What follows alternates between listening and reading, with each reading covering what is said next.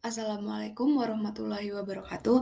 Perkenalkan, saya Trikumalasari dengan NIM 120220028 dari kelas RC. Di sini saya akan menjelaskan materi tentang perencanaan wilayah dengan topik pembangunan wilayah berdasarkan pendekatan klaster dengan dosen pengampu yaitu Bapak Asirin STMT. Di mana di sini materi yang akan saya bawakan yang pertama yaitu mengenai sejarah awal teori-teori keunggulan kompetitif atau teori klaster. Yang kedua ada pokok-pokok pemikiran pendekatan keunggulan kompetitif. Yang ketiga ada definisi pembangunan regional dan kebijakan pembangunan regional dengan pendekatan keunggulan kompetitif. Dan yang terakhir ada kritik tentang keunggulan kompetitif dan klaster. Masuk materi yang pertama, yaitu ada sejarah awal teori-teori keunggulan kompetitif atau teori klaster.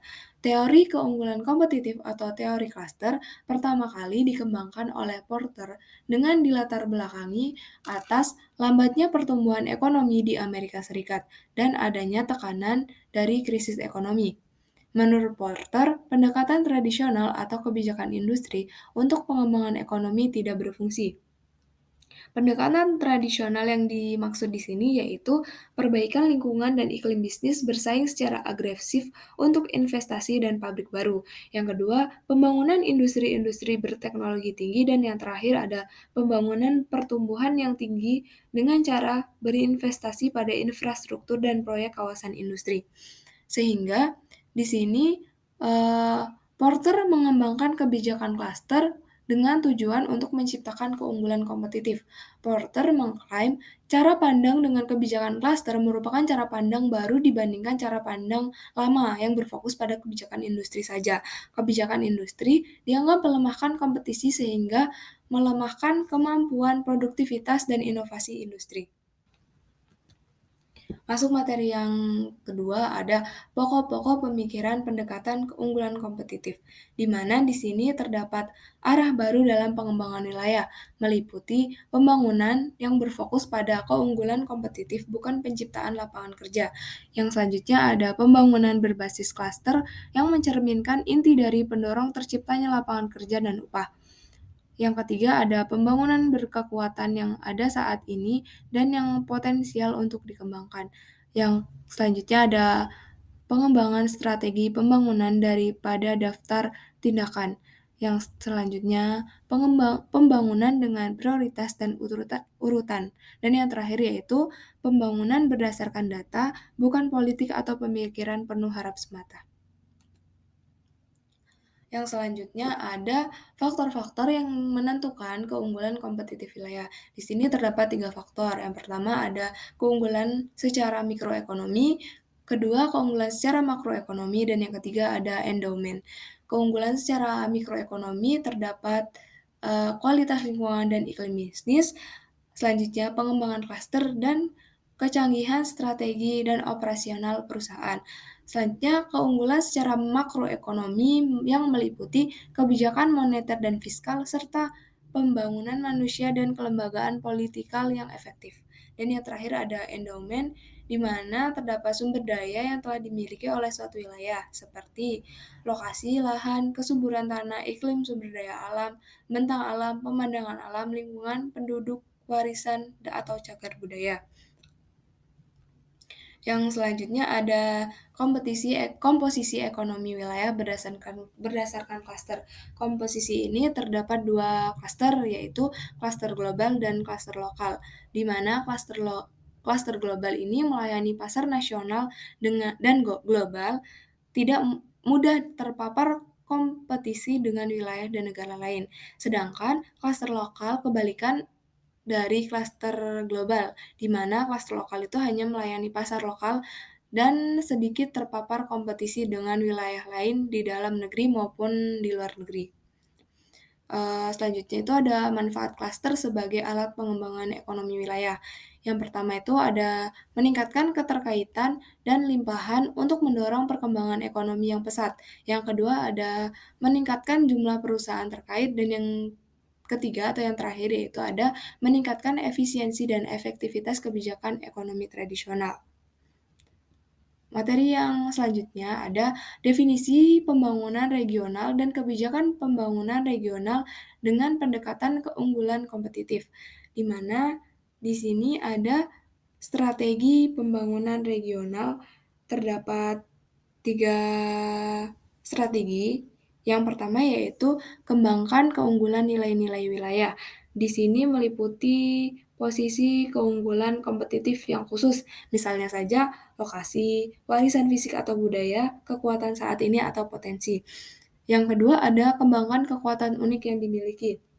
Di dalamnya terdapat elemen-elemen iklim dan lingkungan bisnis yang unik dan unggul dibandingkan dengan wilayah yang lain. Yang ketiga ada capai dan pelihara keseimbangan dengan wilayah sekitar. Di sini terdapat kelemahan yang harus diatasi. Dan yang terakhir yaitu terdapat prioritas dan urutan pengembangan yang merupakan hal fundamental untuk pengembangan ekonomi wilayah. Yang selanjutnya ada materi mengenai kebijakan ekonomi yang mendukung pengembangan klaster. Yang pertama yaitu peningkatan daya tarik lingkungan dan iklim bisnis atau investasi. Yang kedua ada pendidikan dan pelatihan tenaga kerja terampil. Yang ketiga pembangunan infrastruktur sains dan teknologi yang dimana meliputi universitas, pusat penelitian dan transfer teknologi. Yang keempat ada pencapaian standar kualitas dan lingkungan. Yang kelima ada perlindungan sumber daya alam. Yang keenam, pembangunan infrastruktur untuk fisik dan pendukung spesialisasi wilayah. Yang selanjutnya ada penyediaan informasi pasar. Dan yang terakhir yaitu pengembangan promosi ekspor. Di sini ada kebijakan ekonomi terkait klaster.